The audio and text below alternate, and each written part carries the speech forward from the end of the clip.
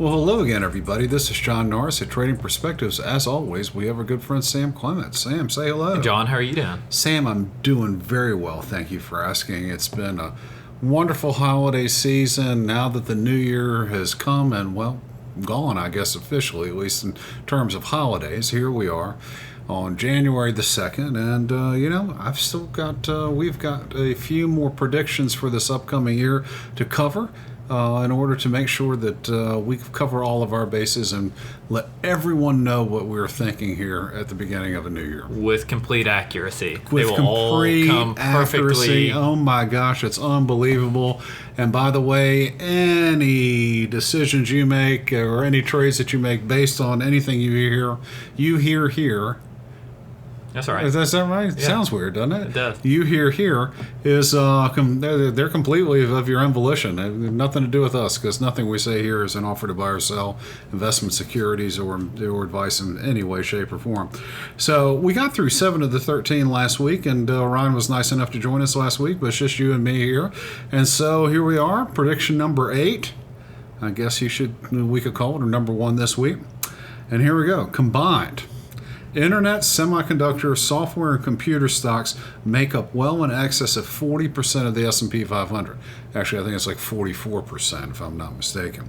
While that is where the growth has been in the U.S. economy, the yawning gap between growth and traditional value stocks will have to converge at some point in the not-so-distant future. Yeah, it's, I talked about this a little in the allocation piece that's going to be coming out, and it makes sense why these are the areas that have outperformed. I mean, it's where it's where the growth has been. It's where the growth has been, both in terms of revenue and earnings growth. It's balance sheet health. It's almost by any metric, this is where you would have wanted to invest your money or have an overweight to. But at some point, multiples matter, and earnings growth only matters does matter in the sense of what you're paying for it, right? So it doesn't matter if you're growing well if you're already priced in for better growth. And so I talked about in the piece that what this does is it lowers the bar for what you need for good earnings growth out of some of these value names to start really picking it up, because it's all about how much growth are you going to get versus what's priced into the stocks. And you mentioned it in the prediction that some of these value names have pretty low expectations for what earnings and earnings low or to no nothing. expectations. So you have these different bars, a very high bar for what we would need out of these high growth tech, computer, semiconductor stocks to continue to outperform, in a pretty low bar for a lot of these value areas of the market. And so that doesn't mean it's going to be next week. It doesn't mean it's going to be a bear market in tech stocks. It just means that this low bar we should start to see some outperformance. Well, would you say this is a directionally accurate statement that a lot of these large growth, these large tech companies are priced for perfection? Whereas some of these traditional capital-intensive old economy stocks, you don't have to describe what the business model is. You know it just because you know what the company does for a living. Some of those companies are priced for continued malaise. It's pretty spot on. And, again, some of them may continue to hit perfection for them. But, again, when you're I think looking at it in terms of a high bar versus a low bar to beat expectations, those surprises versus expectations are where stock performance comes from, really. So, well, we thought we were going to see a little bit more of that at the tail end of last year, and we really did see that for like a 2 or 3 month time frame. A lot of small caps got involved, certain old economy financials, names, they got involved, and then really the last 4 or 5 weeks of the year, it's just kind of like the markets just said, enough of that. We're just going to continue to invest in technology stocks. And I had to wonder whether or not people had been, in January and October, September and October, maybe repositioning their portfolios, and then closer to the end of the year, getting back into some positions that they had lightened up on and just try to get back to their target. Well, the interesting thing that I think has shifted with the market now versus maybe a decade ago or even further back than that is these growth stocks have largely become the flight to safety. Yes. And that's just so weird. It is But, I think it kind of makes sense in the same scheme that these are companies where, okay, if you're going to raise rates and slow the economy down, well, we're cash-heavy businesses that are earning. I mean, Google's earning billions of dollars in just interest income on the cash. And as much and as capital and as intensive as that company may or may not be, it's nothing compared to some traditional companies.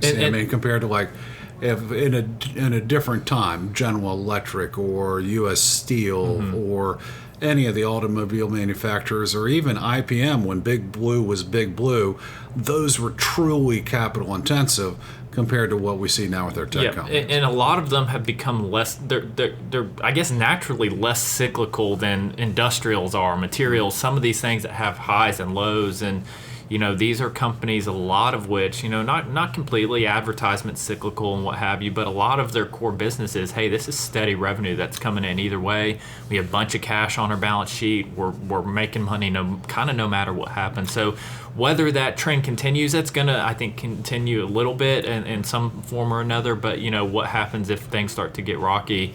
We'll just have to wait and see. Yeah, all right. Well, fair enough. That's number 8. Number 9.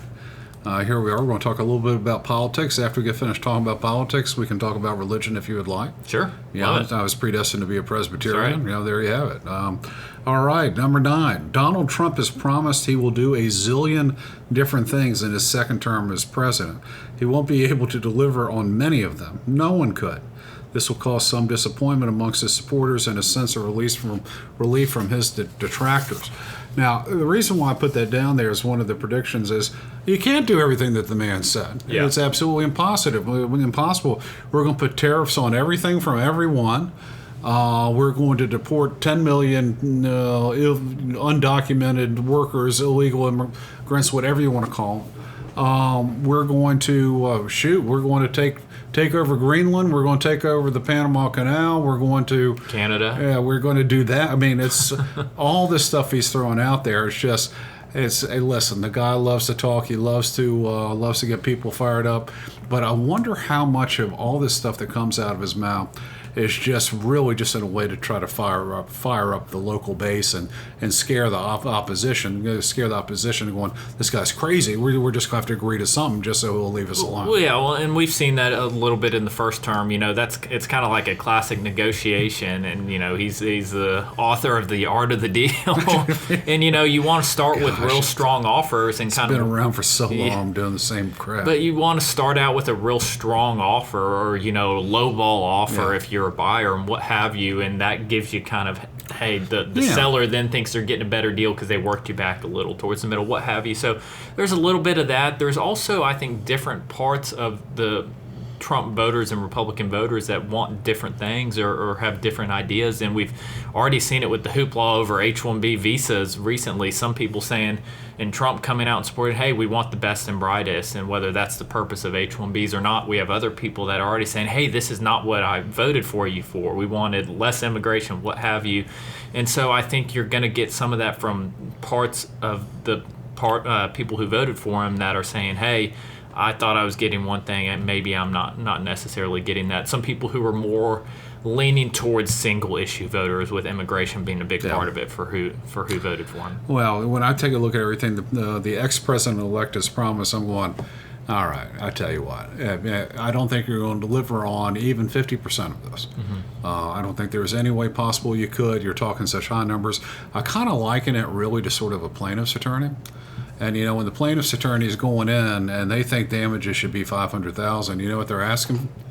Not $500,000. Yeah. It's not. They'd be fine with $500,000, but why don't we ask for $10 million? Yeah. Same if you're buying a house. If you have your number as a seller, you're going to say I need $50,000 more than it or whatever. And that's part of negotiating. Yeah, and so all this stuff now just clearly does buy votes or gets people attracted to your positions to promise everything.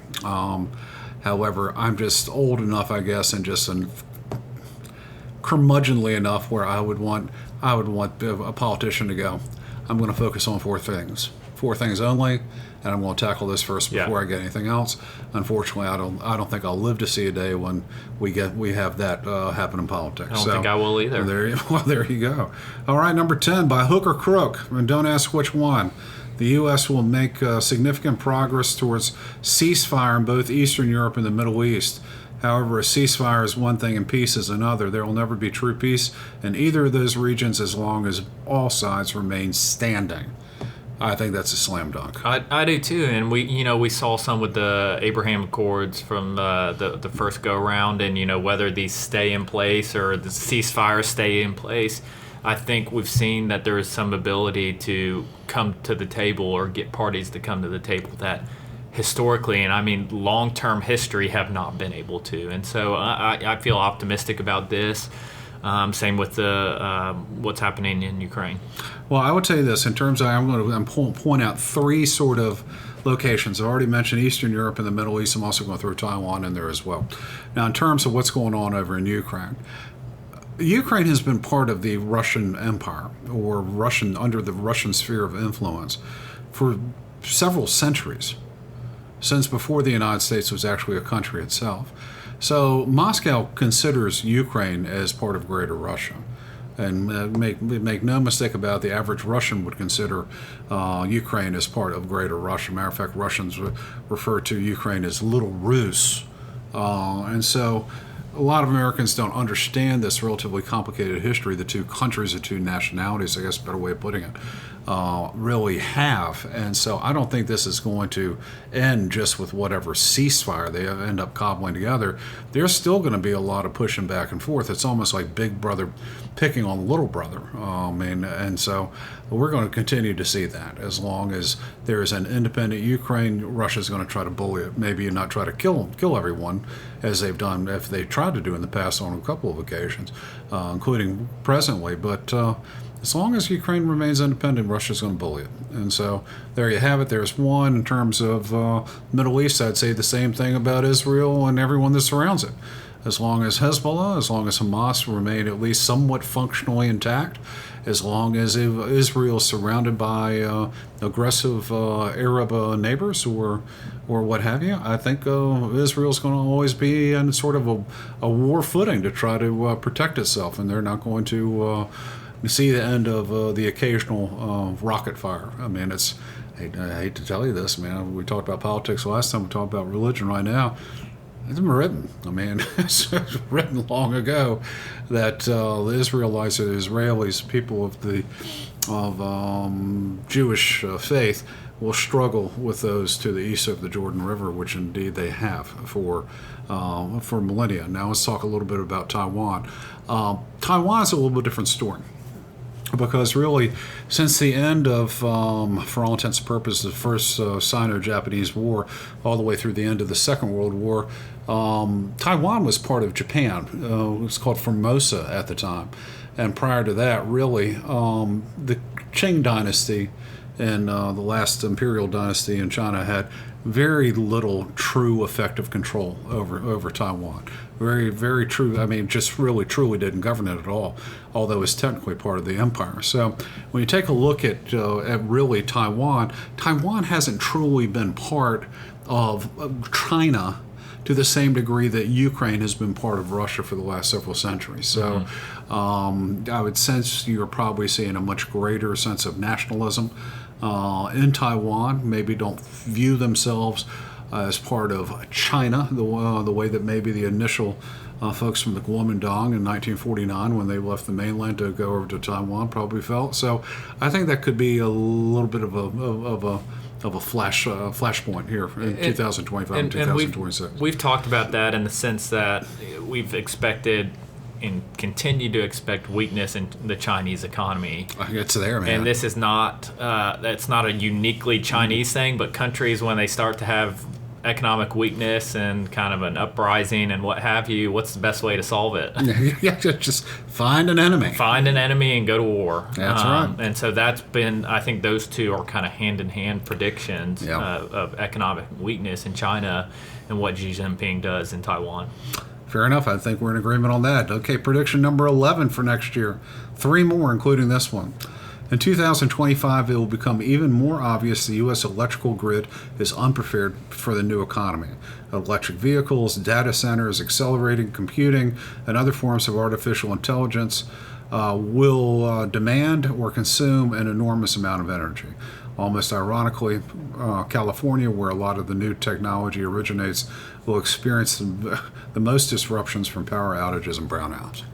Well, we've already. I mean, to me, that's another slam dunk. That's hardly even a prediction. That's more of a statement of the obvious. Yeah, I think it's teetering on that. But we've seen this, and I'm not even going to try and quote the stat, but the Chat GPTs, the AIs of the world, how much it just power consumes so much energy. And I think it was J.P. Morgan put out a stat about if every Google search was instead put into Chat GPT, it would require like 10 times the energy that we currently produce just off that. And so that plus electric vehicles plus everything else. Virginia, a data center hub for the U.S., I think over a quarter of their energy goes to data centers already.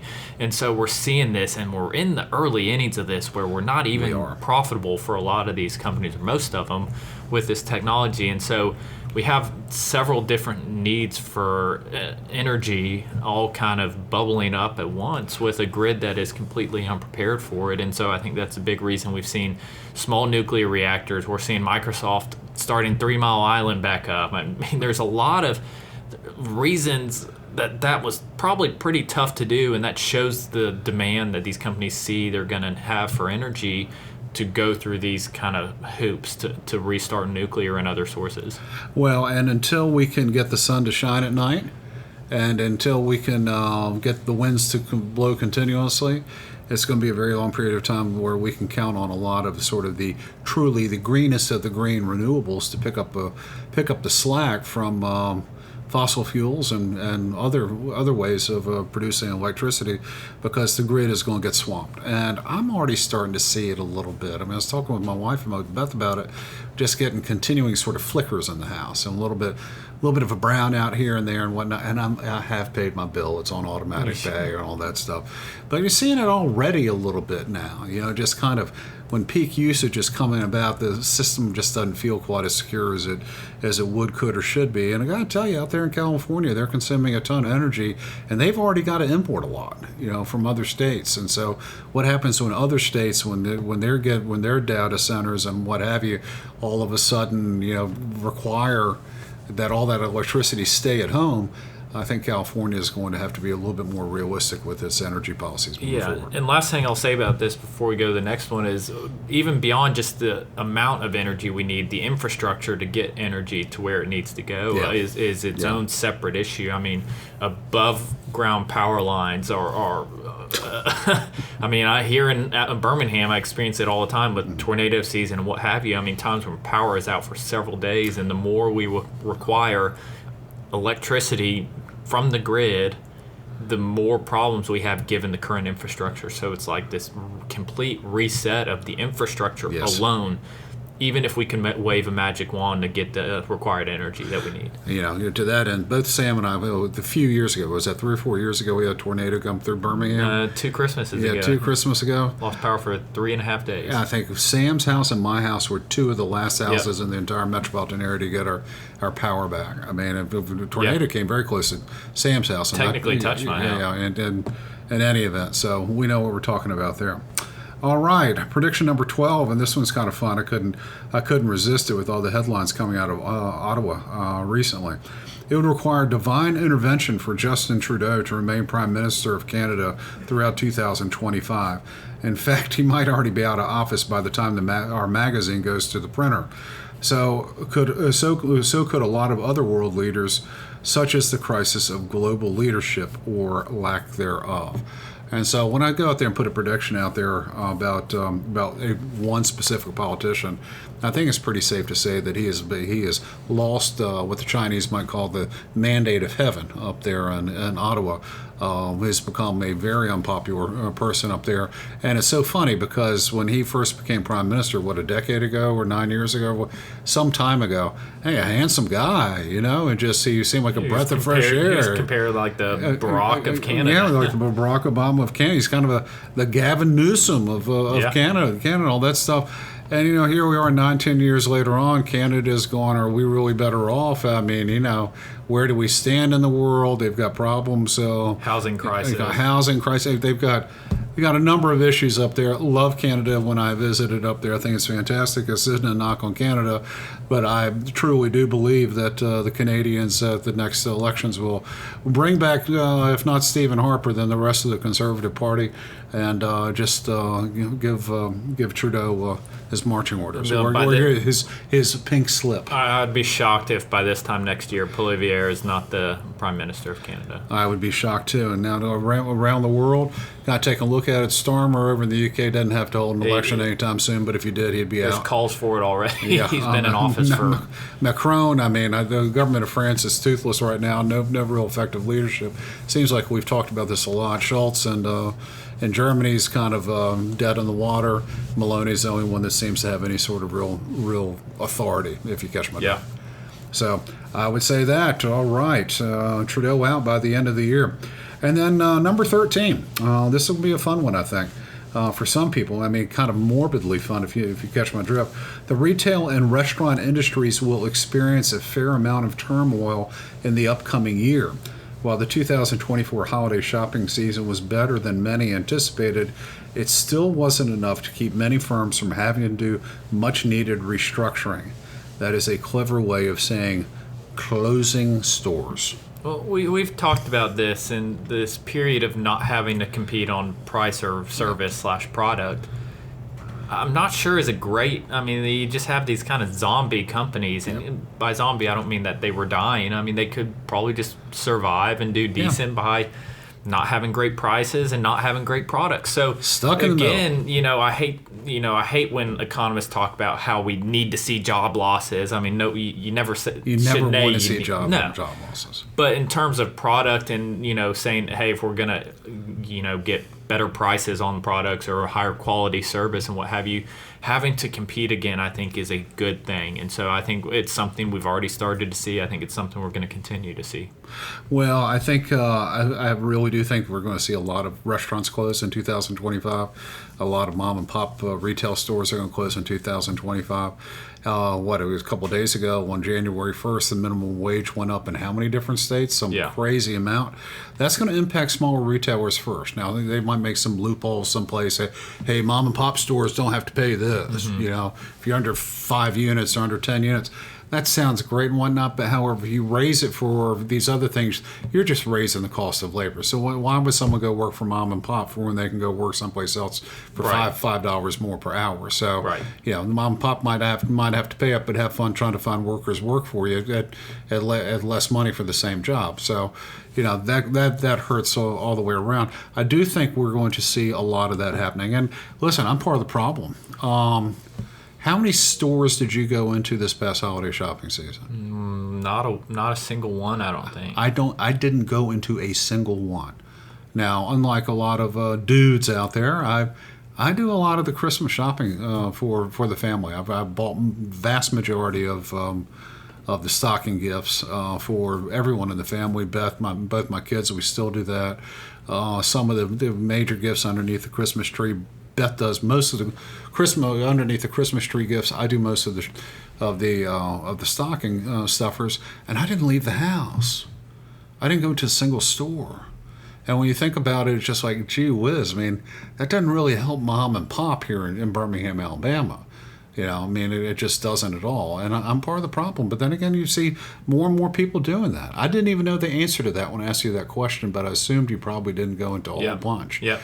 People still like going to the major stores and what have you. That mom and pop are going to have a hard time on the retail side. And then in terms of the restaurant side, listen, there are just too many restaurants out there producing the same stuff at roughly the same price points. I think we'll see a lot of fast food joints close up, a lot of units out there, to where heck, I'm not even sure if I know where a Wendy's is here in Birmingham. Where I don't. And so we're going to continue to see more of that, more restructuring in that area. All the sub shops. I mean, gee whiz. I mean, how many subways do we really need? You're going to see a lot of those type companies, and those aren't necessarily hard and fast predictions on those companies themselves. They're just using them as straw people, straw men. You're going to see a lot of those restaurants, those stuck in the middle, not really providing a quality product nor a cheap price, those are going to have a very difficult time, and I would imagine a lot of them will shutter their doors this year. I agree completely. A whole bunch of them. All right, so that's it. 1 through 13. Handled it in 2 weeks. We'll have to see at the end of the year where we are. Some of these are pretty much slam dunks, and I wrote them that way. That way we can at least get a couple of them right. But I got to tell you though, we feel pretty good about the way these all shape out. Investment committee looks them over and gives their seal of approval and adds their 2 cents and what have you. But there you go. 13 predictions for the new year. Feeling pretty good about, let's say we get 10 of them right this year. I think we get all of them. I think, there you go. I like it so much. Well, gang, we always love to hear from you. Also, if you have any comments or questions, please, by all means, let us know. You can always drop us a line at Trading Perspectives at oakworth.com, or you can leave us a review on the podcast outlet of your choice. As always, if you're interested in reading more, hearing more of what we got to say or how we think, you can go to our website, oakworth.com, oakworth.com. Take a look underneath the Thought Leadership tab and find access to all kinds of exciting information, including links to previous Trading Perspectives podcasts, links to our newsletter / blog, Common Sense, links to our quarterly analysis and magazine, Macro Market, which should be out in the third week in January. That's going to be good, as well as links to just ancillary articles, pieces from some of our client advisors like Richard Littrell, Janet Ball. I think John Hensley might have 1 or 2 out there underneath the Thought Leadership tab. And then, as always, articles by our advisory services group headed up by Mac Frazier. All right, with that being said, Sam, got any other predictions here for 2025? That's all I've got. That's all I've got today, too. Y'all take care.